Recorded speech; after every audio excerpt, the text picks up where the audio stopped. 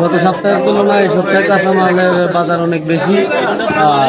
আমরা জিজ্ঞেস করলে বলে আমদানি কম। এই জন্য যে কোনো জিনিস কাঁচামরিচ, আলু, পটল সব ধরনের কাঁচা বাজারের সবজির মূল্য অনেক বেশি। গরু মুরগির বাজারেও দাম বাড়ছে কেজি প্রতি 20 টাকা 30 টাকা।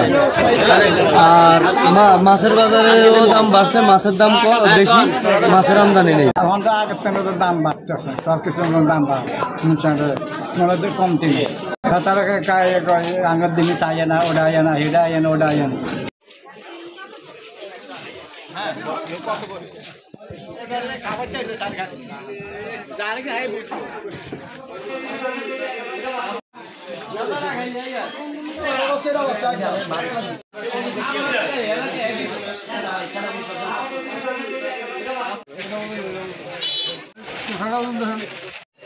হাতে কইছে এডি তোর আর